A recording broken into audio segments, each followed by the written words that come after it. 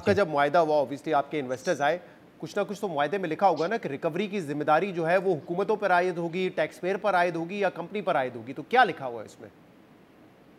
देखिए, टैरिफ ऐसा कोई मुआहदा ये नहीं है कि आप हमको ये देंगे। मुआहदा होता है कि जो नेपरा एक्ट है उसकी हाँ कंप्लायंस होगी। हाँ। नेपरा एक्ट, अगर आपके पास वक्त है तो मैं आपको जो नेपरा एक्ट के अंदर जो और जो नेशनल इलेक्ट्रिसिटी पॉलिसी ये प्लान है, जिसका अगर तफवील आप मुआयना करेंगे, जो 2025 जून में डिटर्मिनेशन आई है, उसमें नेपरा ने बहुत डिटेल कॉन्वर्सेशन के साथ ये चीज को लिखा है कि बेड डेट की रिकवरी क्यों की दी जा रही है, why it is prudent cost, why it has to be given in the tariff.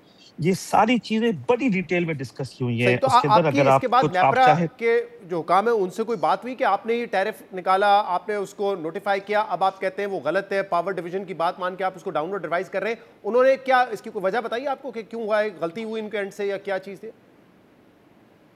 नहीं, ऐसी तो कोई मेरी बात नहीं हुई है। मैं तो अभी, हमसे सब लोग अभी डिटर्मिनेशन ही पढ़ रहे हैं हम्म। और उसको हम एसेस कर रहे हैं कि क्या कर रहे हैं। और मैं ये कहना कि नेपरा ने उनकी बात मान ली। नेपरा ने अपने डिसीजन में तो ये लिखा है कि उन्हें पावर डिवीजन के तमाम रिव्यूज को जिसको कि कहते हैं नॉन मेंटेनेबल करके रिजेक्ट कर दिया है, मगर एट द सेम टाइम उन्होंने सो मोटो ले लिया इसके ऊपर।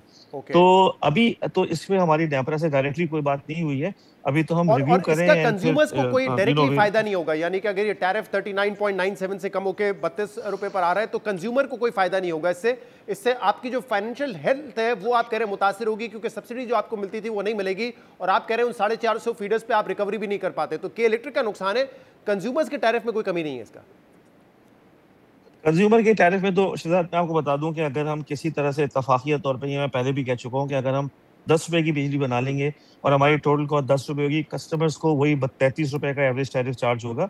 मैं फिर ये कहूंगा कि ये सब्सिडी, प्लीज इस बात को ना आपके तवज्जो से मैं सबको बताना चाहूंगा, ये के इलेक्ट्रिक को सब्सिडी नहीं मिलती है सर। के इलेक्ट्रिक का नेपरा ने 2.5 साल लगा के 39.97 टैरिफ सेट किया था। अगर मुल्क में यूनिफॉर्म टैरिफ का निज़ाम ना हो तो KE would be entitled to sell electricity at 39.97। Now government of Pakistan issues a notification जिसके तहत वो कहते हैं कि आप लोगों को 33 रुपए की बिजली बेचेंगे। तो अब अगर हुकूमत पाकिस्तान कल ये डिसाइड कर लेती है कि ये 33 के बजाय 38 रुपए की होगी तो सब्सिडी 2 रुपए रह जाएगी। ये फैसला शिदा साहब मैं तो नहीं कर सकता ना कि नहीं, कराची ये तो को नहीं या कर सकते। पाकिस्तान इस जो वक्त जो यूनिफॉर्म डिस्प्यूट है टैरिफ है। वो तो ऑब्वियसली जो 105 अरब रुपए का या 7 रुपए 60 पैसे पर यूनिट का है, वो तो रिकवरीज के हवाले से ना, जो वो कहते हैं कि आपकी इनएफिशिएंसीज हैं उस वजह से आप नहीं कर रहे, आप कह रहे हैं कि नहीं हम तो वहां जा ही नहीं सकते, तो ये फिर ऑब्वियसली रेगुलेटर पूरा करे या फिर टैक्स पेयर पे पूरा करे। नहीं, मतलब जो टैरिफ पीरियड एंड हुआ था वो 14.5 पे एंड हुआ था और पहले उन्होंने जो पुरानी डिटर्मिनेशन थी उसको उसमें 14 से शुरू किया था, जो नई डिटर्मिनेशन है उसमें 9 से शुरू कर दिया। सही। तो ये कैसे हो सकता है कि आप एक टैरिफ पीरियड को 14.5 पे एंड करें 30 जून 2023 को और 1 जुलाई को उस यूटिलिटी का टीएडी लॉस 9% हो जाएगा? ये तो मतलब समझ से बाहर है सही काफी। है। अच्छा, इसके अलावा भी कुछ मामलात हैं जो आपकी मैनेजमेंट और खासतौर पे शेयर होल्डर रिलेटेड हैं। अभी कुछ दिन पहले ये खबर आती है कि Saudi investors to acquire controlling stake in K electric, बाकायदा तस्वीर भी आती हैं।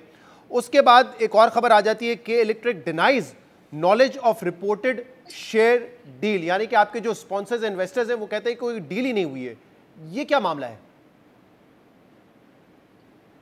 शिजा, देखिए, ये मामला, पहली बात तो ये शेयर होल्डर्स का है। हमारे पास एज कंपनी जो इंफॉर्मेशन आती है वो हम स्टॉक एक्सचेंज को बताने के जिम्मेदार होते हैं और जितना हमारे पास आया है वही हमने आगे रिले कर दिया है। इससे ज्यादा हमारे पास कोई और इंफॉर्मेशन नहीं है सही, तो कोई डील कि हुई है या नहीं हुई है मतलब, और ये बात तो हमें लेकिन पता है कि सऊदीज के देखिए, साथ कोई? हाँ। एमओयू तो हम सबने देखा था, साइन जी। हुआ था, जिसमें जो डेलीगेशन आया था उसमें प्रिंस मंसूर साहब थे, उन्होंने वो एमओयू साइन किया था और वो जी। पब्लिक नॉलेज में। और उसके बाद जो खत आया था वो भी पब्लिक नॉलेज में।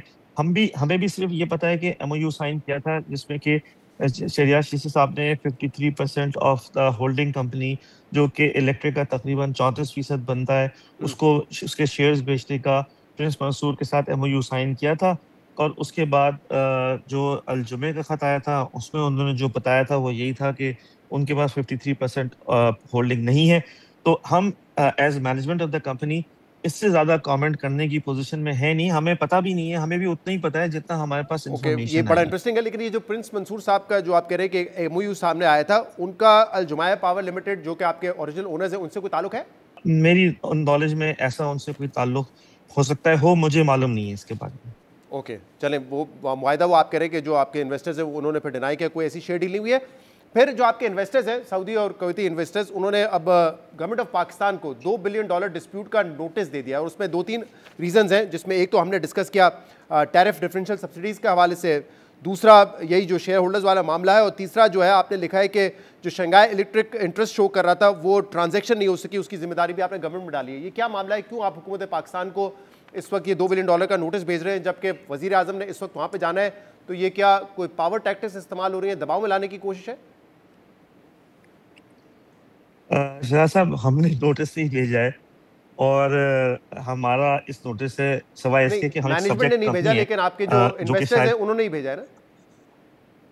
जी, अगर वो इन्वेस्टर्स भेजते हैं शहजाद साहब, तो ना हमसे पूछते हैं, ना वो हमें मतलब कोई इस बात की कोई पाबंद है कि वो हमारी मर्जी इसमें इस्तेमाल होने देंगे। वो जाहिर बात है, सऊदी और कुवैती लोग हैं, तो उन्होंने जो भी अपना ऑप्शन देखा होगा वो एक्सरसाइज करें। मैं अगेन इस सिलसिले में कोई मतलब मुझे भी उतना ही पता है जितना आपको पता है इस मामले में। आई एम श्योर आपको मुझसे तो ज़्यादा पता होगा, लेकिन एक सवाल जहन में ये आता है कि हम इस वक्त इन्वेस्टमेंट अट्रैक्ट करने की कोशिश कर रहे हैं दुनिया भर से, जिसमें बिलखसूस सऊदी अरब से भी। लेकिन अब अगर सऊदी इन्वेस्टर्स हुकूमत पाकिस्तान को हट का नोटिस भेज रहे हैं, तो फिर मुस्तकबिल में हम कैसे एक्सपेक्ट करेंगे कि पाकिस्तान में इन्वेस्टमेंट आ सकेगी? देखिए, ये तो मैं समझता हूँ कि गवर्नमेंट ऑफ पाकिस्तान और उनके दरमियान है, तो वो ही ये बात समझ सकते हैं कि मतलब उसको किस तरीके से वो आगे लेके चलेंगे। मुझे मेरी जो एक्सपेक्टेशन है वो ये है कि इंशाल्लाह ऐसा कुछ होगा नहीं, और ये जो भी मामला है ये, क्योंकि देखिए है तो हम मुस्लिम ब्रादर मुल्क हैं हम दोनों, जी। और हमारी इस वक्त बहुत अच्छी रिलेशनशिप चल रही है सऊदीया से, तो मुझे एक मेरी कन्विक्शन है कि इंशाल्लाह ये कोई ऐसी चीज़ नहीं होगी, और ये अफ़ाम और तफ़हीम से मामला तय हो जाएगा। I I don't expect it to go to सही। That level. मेरी पूरी उम्मीद है।